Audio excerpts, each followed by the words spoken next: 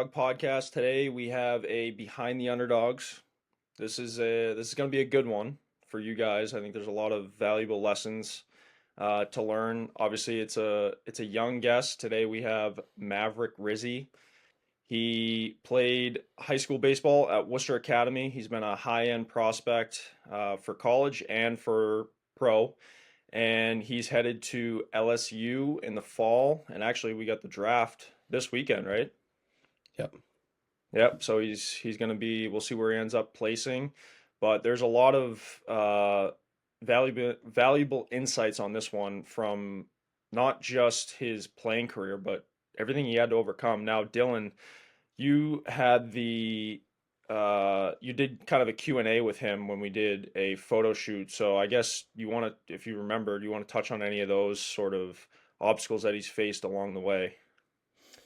Yeah, I think we'll have to get the specifics, but Mav is one of those guys that battled through the adversity, both mentally and physically, of dealing with injuries. So I believe he had two or three different knee surgeries that really hindered his playing time throughout high school. But ultimately, he's really rose to the occasion to ultimately commit to LSU and still, maintain a high end status as a MLB prospect. So we'll have to get the details on what exactly he went through, but and the timeline of it. I think a lot of it too had to do with how fast he was growing. As we know, Mav is like 6'9", It's crazy. which is can just be so hard on your body as a young kid, especially when you're going through massive growth spurts like he did. So I know he had tons of knee issues, which I can relate to. But that was definitely one of his biggest battles that he overcame. Yeah, yeah, he's a great kid, great athlete. I think he's got a bright future ahead of him. I mean, I always love chatting with him, and I love chatting with athletes in general. That's why we love this segment so much because it's very relatable, and I think for all athletes, it's a breath of fresh air to hear that you can ultimately make it to that next level, even though you have conflicts and adversities along the way. So. Also, for future segments, we're going to try and release the guest, maybe like a week in advance or a few days in advance, so you guys can submit some questions that you might want to ask, and ultimately hear the answer to live on the podcast. So, without further ado, Maverick Rizy. I started playing sports longer than I can even remember. It started out with baseball, basketball, and football. Loved all three, no matter the season. I was always happy to be in that sport. But I never really knew it was going to be baseball. Always thought either basketball or football. And then in eighth grade, I got diagnosed with this knee condition that what we thought was going to be a quick fix, take 6 months, and then be good back playing.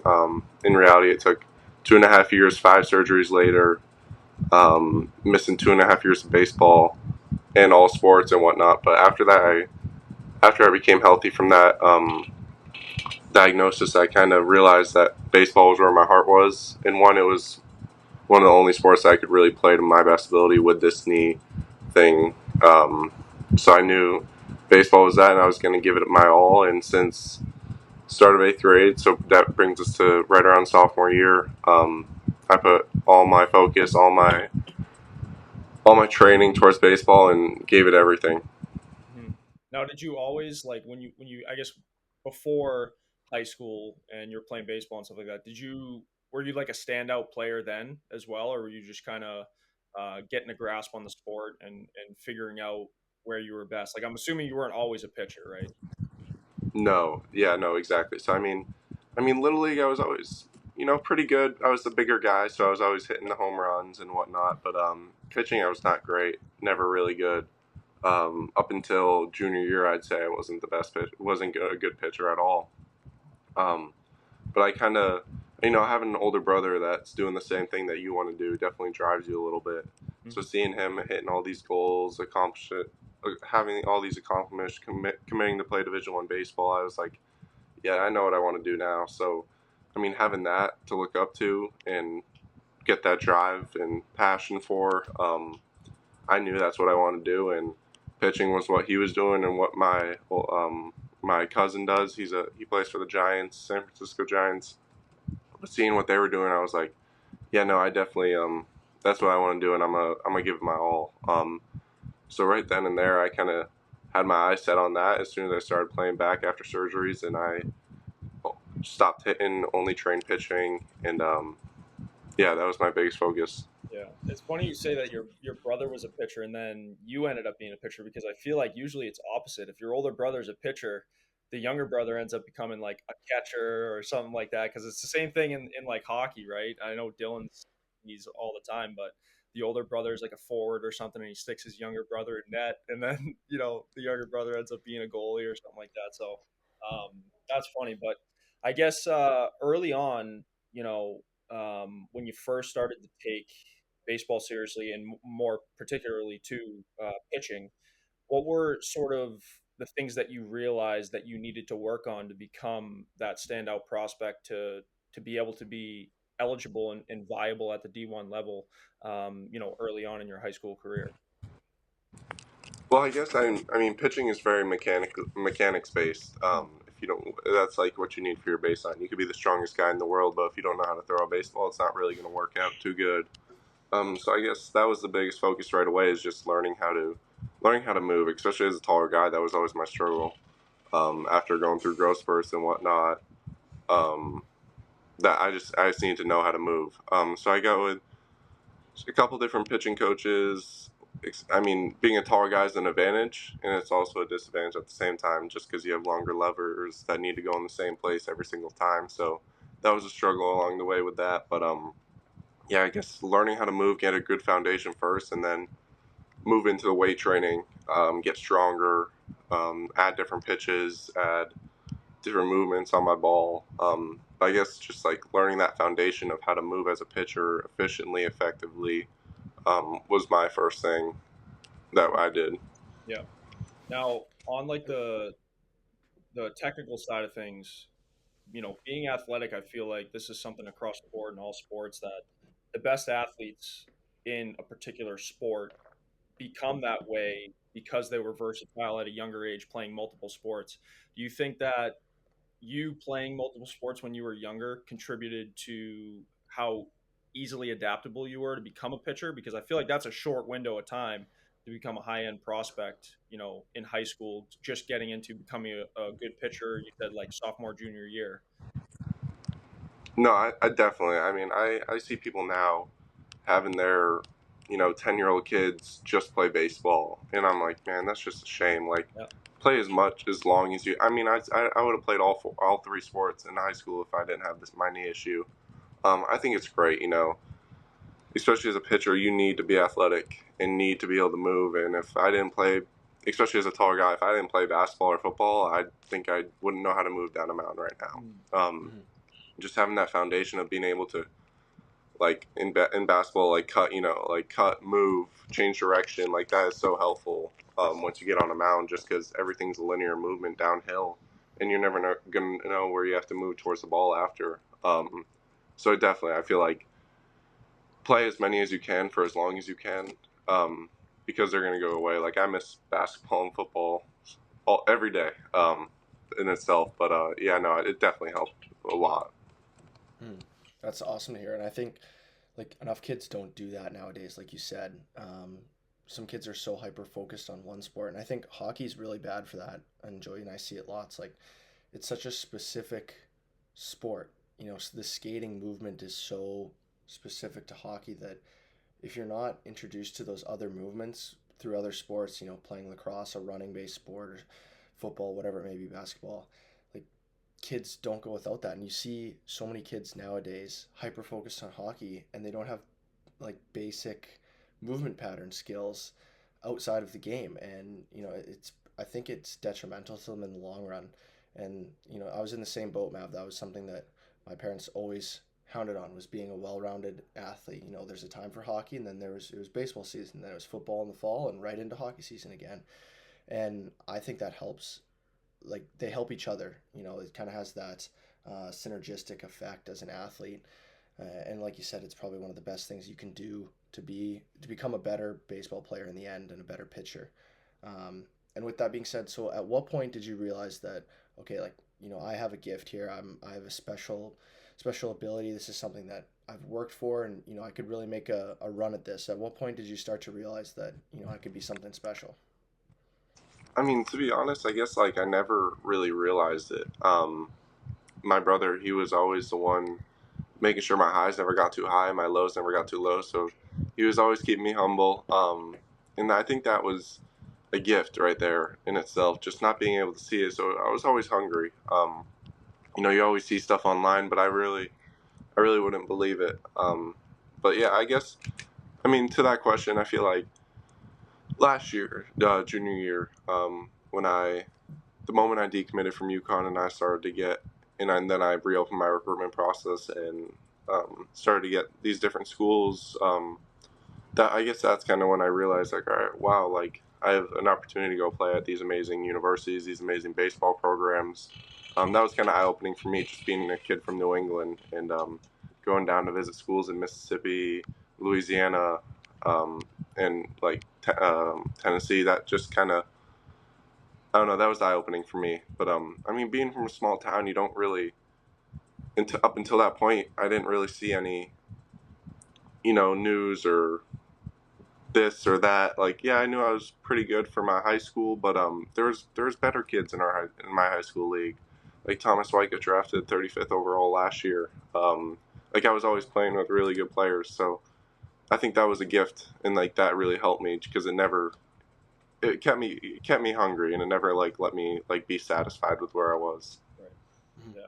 Yeah, and I think like the mental side of the game too, because I know especially during the recruitment period, it takes a mental toll. I feel like on a lot of people, and especially if you consider yourself like it seems like for you, it was more of just I'm going to stick to how I'm playing, how I'm training, and just continually get better. And I feel like you never put yourself on that pedestal. Whereas there are a lot of people that they're under that spotlight of they put pressure on themselves because they feel like they're a high ranked prospect. They expect a lot more what they did previously before that recruiting started to happen. So I guess in terms of the mental side of the game, this is more like two or threefold. But first of all, we'll start with the performance side of things. So how do you feel that your mental training had to kick in when the recruiting started to get more in depth and serious and people started to take notice of your abilities?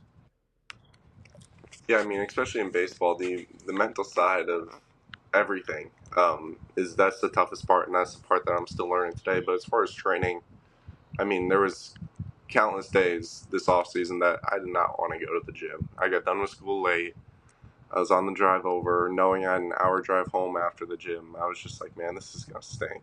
Um, I don't know what made me do it, but I kind of had this OCD of a sense to me that if I don't do it, I don't feel like I won the day. So I needed to every single day, whether I didn't want to at all or I had an awful day. I just want to go home, get some food, and head to bed. But I mean, just kind of like I made it like part of my life, and if I didn't complete it, I wasn't happy. So I guess like I mean, previous year I went like maybe 3, 4 times a week. This off season was 5 to 6. But yeah, just like having that switch of mindset really helped me as far as like physically in the weight room. But then as far as the mental side of baseball, it's awful. I'm gonna be honest. Like one day you're gonna think you have it pitching, you're gonna feel great, your ball's gonna move well, and the next day you're gonna go out and you're gonna be like a newborn draft. You don't know what you're doing. It's such an ups and downs game, and I guess like too as a pitcher, you can throw the best pitch you've ever thrown, put it in the right spot, and that ball could go 460 feet over the fence. You just never know. That's the part of it. That's what I love. That's what I love and hate at the same time. Um, but in the end, it's just control what you can control and let the other factors just be. Yeah. Yeah, and I guess on that too. So, just to kind of, because I feel like a lot of people, especially in today's day and age, and we kind of touched on it a little bit earlier, but all sports across the spectrum are getting more and more competitive every year, especially when you think of the major sports, right? Baseball being one of them. So for kids that are like climbing through the ranks, whether it's before high school or in high school, just about to get into college. The mental side of the game, how do you combat that? So I think of this in a few different ways because every athlete's different. Some athletes pride themselves on preparation, right? Which obviously it seems like you're that way in the sense of, okay, if I stay disciplined, I get this done today, I win today. I show up tomorrow, I win tomorrow. It keeps that confidence level going. And then there's on the other side that I've seen plenty of athletes that pride themselves on not preparing and still showing up and getting the job done. So I guess for you on the preparation side of things, what little facets of your daily life do you mainly focus on to win the day? I know you mentioned the training side of things, but are there other things like film, watching reruns of games, or are you watching specific pitchers at higher levels that you want to sort of tailor your game to, or find little areas of their game that you can include in your own? Yeah, so I guess like as far as like my what I consider to win a day is one, get my lift done for the day, throw for the day, and like throw with intent, like have a purpose behind what I'm doing when I'm playing catch. If I feel something wasn't going the way I want to, all right, let's fix it in that catch play. Then as far as that eating, I really put myself on a strict diet this off season and really stay to that. And when I did it, I felt great, and so I never switched up really this off season. So those three check boxes right there were kind of my wins of the day. I'm not really a big film watcher or over analyzer. I like to say but if something's not feeling right, maybe I do watch some film from that session of catch play and then try to figure it out from there. Yeah, yeah, absolutely. Yeah, and I think everybody tries to, kind of going back to what I was saying, where I was talking about tailoring your game to somebody else or taking areas of their game that work for you. I feel like a lot of people try to mimic a player at a higher level, when in reality every athlete's different, your body moves differently. You might not even be able to perform the same actions that another pitcher does, or vice versa, right? Like I feel like you have your own unique characteristics that make you who you are, and the prospect that you are. So for you, like, what areas of your game have you focused on over the past few years that you've really honed in on it and tried to take it even to that next level of being, one of the only in that area of your game? Yeah, so I guess like I mean, once again, just being like a taller guy, it's so much tougher to get everything to move and sync every time in the right area. So I guess just making my mechanics repeatable, being able to throw strikes, throw the ball where I want it, whenever I want to. I guess like that was my biggest focus the past 2 years because when I got back after my knee injuries, I was a spray chart man. I didn't know where the ball was going. So I guess like just knowing that and then going into training, going into all my catch plays, just being really like digital, like very focus on what I'm doing in that catch play and focus every throw where it's going to go and how I got to move. Just making those mechanics repeatable because and now I can start moving into other things like pitch shape and different pitches and whatnot. But just setting that baseline of being able to move the same every single time was my biggest goal. Yeah, absolutely. Yeah, and I guess so on that too. I know you mentioned you've had knee troubles for a long time now, and that's a common theme with serious athletes that are really putting in the work on a daily basis. It's almost inevitable if you get through your whole career without any injuries. That's like a miracle in itself. But for the players that do inevitably face injuries, how did you sort of navigate those waters, mentally and physically? Like, I'm sure there was plenty of rehab involved in there, but I feel like injuries are more of a mental battle than it is a physical battle. So how did you navigate those waters? How did you get through it, and what sort of strategies or tips do you think that you could give to somebody that's going through a similar thing, that has a sort of career-threatening injury that could hinder your abilities and capabilities moving forward? Yeah, I'm not gonna lie, it was very hard. Especially just it happening at the age it did. I was not a little less mature.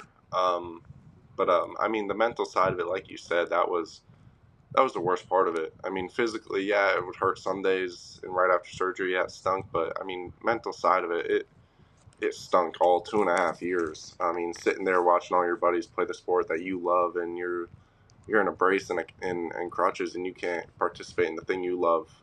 It stunk. I mean, especially as a kid. I mean, so it was one surgery. All right, you're gonna get this fixed, and then going back in 8 months later, hearing that news that hey, man, look, you're gonna need another surgery.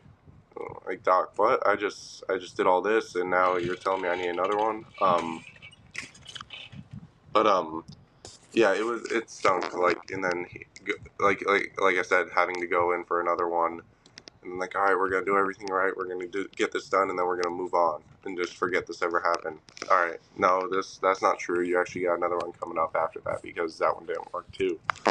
So I mean, just like having to hear that from a doctor when you put all your trust and faith in them that you're gonna get this done, and then next thing you know, you're 5 surgeries later, 2.5 years later, not being able to do what you love. It was very, very, very hard. And then going through some friend stuff in the same time of that, just because you're a sporty kid, and then you lose that sense of identity when you can't play your sport, and people see you differently. And I don't know why that is, but people don't want to be your friend because you can't do what they're all doing. Mm.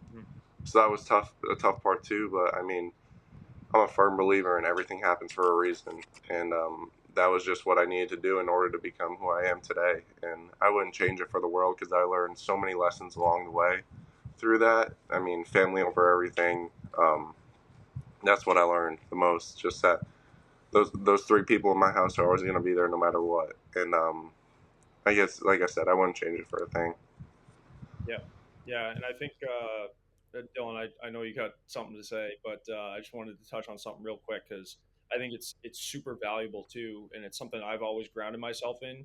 Is your people that you can always count on, right? And I think that goes such a long way in those times. I myself have had multiple injuries where I would doubt myself, right? Like, am I actually going to be able to make this work? Am I going to even see another game playing hockey? You know what I mean? At the level that I want. And when you're able to turn to those people in your life that have always been there for you, it brings back your confidence and your sense of belief because I'm a huge believer in that you can't do it all on your own, right? Like I think it would be totally different, right? Your trajectory if you only had yourself to lean on, because it can be a slippery slope in those times where you do have injuries and you're like constantly doubting yourself. And like you said, that whole identity piece, I think it's huge with athletes. And I think that's why not necessarily identifying yourself as that sport, but okay, what characteristics do I bring to the table that will always be there, whether it's work ethic, confidence, belief, all that kind of stuff. I think it goes a long way in being able to return to the player that you were. But yeah, no, I totally agree with you on that. Like family and really close friends, it goes a long way. Hmm. In addition to that, too, like you said, Joe, I think you hit the nail on the head there. But having that support system that you can always fall back on no matter what you're going through, and it's going to be there for you in the highs and the lows. When I think ultimately this topic is on injuries, but it could be other things, other sorts of failures in sport or a relationship, business, whatever it may be, that you're always going to have those people there for you no matter what you're going through is huge for your confidence and just your overall mental health. Like to be able to know that you have that support system that's going to be there and get you back on your feet no matter what you're going through is, you can't put that into words. I know, both Joey and I can say the same for our support systems, and we can relate to you in that sense, Mav. What we have been through and went through, and to know that our families have always been there for us too. We wouldn't be where we are today with Underdog. We wouldn't be where we are today, in hockey if we didn't have the support systems that we have. So I think that's awesome to hear that, even though the lowest of lows when you were going through your injuries, this is what came of it is, that realization of an appreciation of your support system is huge. And they can do monumentous things for you moving forward as you progress into the college stage, because obviously that's going to be a new challenge. Not that you weren't balancing academics in school before, but it kind of ramps up on the college stage when you're at a campus like LSU, and there's more pressure. All of a sudden there's however many fans in the stands every night. You have the pressures of a college academic schedule. All of a sudden this pro aspect comes into it, and the pressures that come with that. So I think, again, just to tie it back into to knowing that you always have that support system there for you is going to be huge as you progress. Yeah, yeah. And so taking us sort of ahead now, so you get through your high school career. Obviously, you dominated. in high school, especially towards the latter end of your high school career. So take us through like the last few months or so leading up to where you are now. And I guess so the draft is tomorrow, right? Yeah, first day's tomorrow. Yeah, first day's tomorrow. So yeah, walk us through like the last few months, sort of where you've been at, training wise, and also just like preparing for this new adventure that you have, because I feel like that's always a mental battle in itself, right? Like 4 years in high school, right? You're in that for those 4 years. You have the time to grow, and now you're reaching a new stage where a new door opens up. So take us through sort of what you've been thinking about. What your training's been looking like, and sort of the things you're focusing on as you prepare for this new. Yeah, so I guess like this past, I guess I'll start from the last high school game of the season. It didn't end the way we wanted to. Lost the championship. I mean, 10 innings of baseball. You can't ask for anything else. After that, played 2 outings for the Futures League, just as a collegiate league. You were right in Worcester for the Worcester Bravehearts. I did 2 outings for them.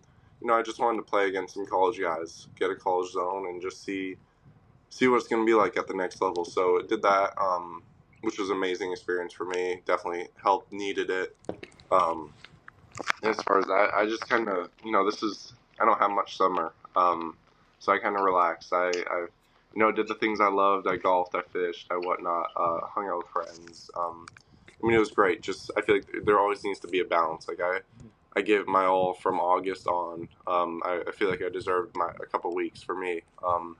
So I guess and I think that's also like going back to what we were talking about with all these kids and them choosing a sport at 10 years old. I mean, like, that's how you get burnt out. I mean, you can't tell me that kid by the age of 17 still loves going to play hockey every single day. I mean, maybe he does. That's great for him. But if I played baseball straight for since I was 10 years old, I mean, I wouldn't love it that to this day. But so yeah, just like, I mean, giving yourself time as an athlete just to reset, recoup, and be ready to go again next week. I feel like that was so helpful for me. But then after those couple weeks, I mean, we did a trip to Jamaica as a family, just to once again as like a mental reset before things get crazy. Um, and then after that, went straight to the combine out in Arizona for 6 or 7 days. I think it was 6 days, which was great. I mean, great experience. Did all the medicals, did all this, and it was busy, but it was good. And then got back from that, had another week and a half, 2 weeks, and then next thing you know, hey, you got to come down to school. So I was just at school this whole week and got back last night late. But I mean, that was awesome to go down and see school. Like, I mean, it's one thing to be there on a recruiting visit, and then it's another thing to be a student in that school. It was way different in the better way. So I mean, we had class every day, then tutoring, then weights, and then practice. I mean, it was awesome. So it was great to see that before going into the draft. Definitely to make a decision. Hopefully this Monday or Tuesday. But yeah, no, I'm excited to see what happens.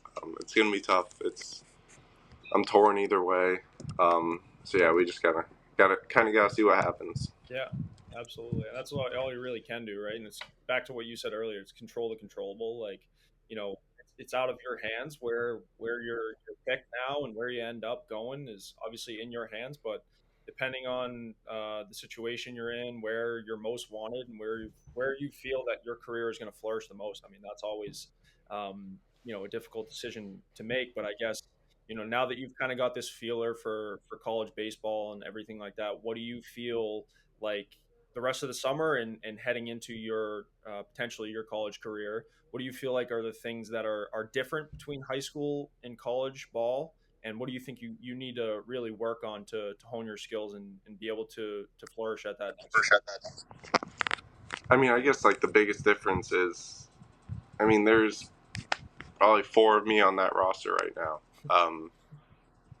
Way more actually, not even four, probably 10. I mean, there's 10 guys that can throw the ball hard, can throw the ball where they want to, have good off speed, which, I mean, they got guys that are 23 years old that are doing that, and they got guys that are 17 years old that are doing that. So, I mean, just realizing that, hey, we're not in Massachusetts anymore. Like, you're not the only 6'10" kid that's throwing the ball this hard and doing this with his ball. Like, it's different, and I'm excited for that. I mean, that in those environments is where I truly flourish. You know, when I got to work for something and I got to earn a spot, like that's where I play my best. So I mean, I'm excited for that. But I mean, I'd say that's the biggest difference. I mean, just being with all these amazing players every single day, living with them, being around them, just learning, learning from them, learning like taking stuff from them, like oh, like he did, okay, let me try this. Like just, I feel like that's the biggest change. But then also at the same time, like another change is, what you're with these same four guys, same guys for high school for 4 years. In college, your best friend you make freshman year, he could be gone after that, transferring out. So I guess just like trying to build a culture within that, like knowing that that could happen is tough, very tough. As far as compared to high school, where this year we were doing everything for our freshmen just so we could make them feel warm and comfortable and help, like knowing that they had people to come talk to. So I guess like just trying to build that within that team, it's tough. So I think that will be a change. Yeah, I guess between those two, those are the two biggest changes I see Mhm. happening. Yeah. Yeah, and I think too, like at the college level, and honestly, this goes at any stage, high school and college in particular. But I feel like being an athlete is very similar to business in the sense that you're a product, right? How are you going to differentiate yourself amongst the other athletes? What do you bring to the table that the others don't? And I feel like that in college, that's becomes very, that becomes a spotlight. Like, what do you bring to the table that is going to make us play you versus the guy next? And I've always found that to be a very fascinating thing. And I think in college in particular, and as you just climb the ranks too, you start to become more and more aware of that, and what you need to work on to be able to be that guy in a certain situation. Maybe the coach needs to have you in that game for a certain reason, or that inning for in your case. But I guess over the whole spectrum of things, I think that players and athletes, the college process is very difficult, in the recruiting stages and where you're going to end up. And like you said, right, like you're in a new team environment, where you haven't proven yourself yet because you haven't been there, so you don't really know what to expect. You also don't really know what to expect from a teammate standpoint, because team culture is really crucial in your success as a player, in my opinion. Because I've been a part of teams. I know Dylan can say the same thing. Been a part of teams where it's a different culture, and not necessarily a worse culture, but you as a player sort of fit into a certain team culture that allows you to bring your skills to the table and your best performance. So I guess when you're going to a new school, like what do you really try to focus on, being a part of a team? Like some guys it's showing up to the gym and being that the first one there, the last one to leave. Maybe it's throwing more pitches that day in training. Like what is it for you? For me, it's the work ethic side of things, like showing up and knowing that you can be that I can be the guy that will put in the work and bring that culture to the team to ultimately get everybody to work harder. So what is that for you? I definitely think like that's part of it. Definitely the work ethic side of it. Just knowing that, like, I mean, I feel like when these upperclassmen see, like, hey, we got a kid that wants to work, like that's definitely a plus. But I guess for me, it's just being who I am. I mean, I take training serious. I take my throwing serious. But other than that, man, I'm having fun. I'm just like always have a smile on my face. So I guess like trying to keep that the same, in this new environment with no one that I know was definitely my biggest goal. I just want kids to like me for me, and if they don't like that, then hey, we're not supposed to be like friends. So I guess like yeah, just I mean definitely the work ethic side of it. Like when we had our team lifts, just knowing that I'm gonna outwork everyone in here, and whether I'm not telling anyone that, but I'm gonna do it in silence, and then they'll see eventually. But that was kind of my mindset, just outwork everyone. Um, Mhm. and then yeah, I mean besides that, like play catch, like do my stuff, and then go have fun, like go hang out with your friends, play some cards. Like that was kind of my mindset that these past like 6 or 7 days. Yeah, absolutely. Mhm. Dylan, And you got anything else? Any other questions you want to ask? yeah, just another point on that too, Mav. Like again, you're just a young kid. Like you got to take these moments in, especially a time like now. You're only going to be drafted once, and just being able to take it in, enjoy it for what it is, because there's so much pressure that comes with that, and being able to take a step back, look at the situation, and be like, wow, like look what I've accomplished, look where I am. Really take that moment in, enjoy it for what it is with the people around you that have helped you get to this point is big. Enjoy it, and then it's back to work. Like you said, coming in as a freshman is tough. You said there could be four, there could be 10 guys beside you that are in the same spot fighting for that same role that you want. And like you said, you got a good head on your shoulders. You're going to go in with the right attitude, have a smile on your face, and put your head down and go to work. So I think that's awesome. I think there's been a lot of valuable lessons that people can take away from this, and we wish you nothing but the best, Mav, for the days to come. From what I understand, it's Friday, Saturday, Sunday, right? Kicks off like 7 o'clock tomorrow. Yeah, no, it's Sunday, Monday, Tuesday. So, oh yeah, today's Saturday, Sunday, Monday, Tuesday. Right.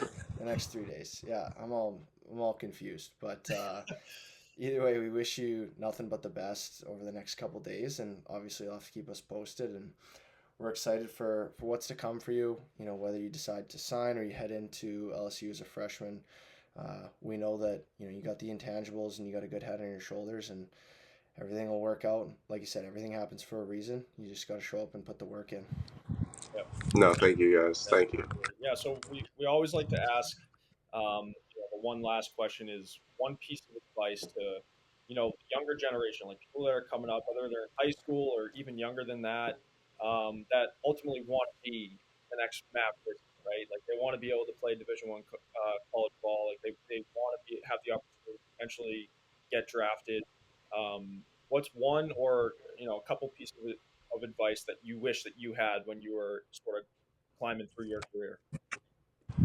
Yeah, so I guess one thing is just it's in the end it's a game, and if it starts to get away from that, then you gotta pump the brakes on everything else. If the game that you love is starting to become something that stresses you out and makes you not love that game, then find out what that reason is before you keep doing anything else. And then as far as just master your craft.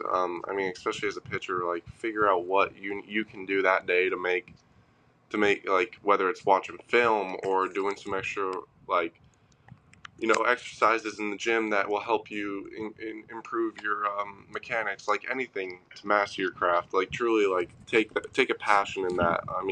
My craft is far from made, and I'm taking steps every day to try to master it. And you like for the kids, it's you're not going to master it, and if you think you're going to by high school, then if you're doing like great for you, like I'm happy, but you won't.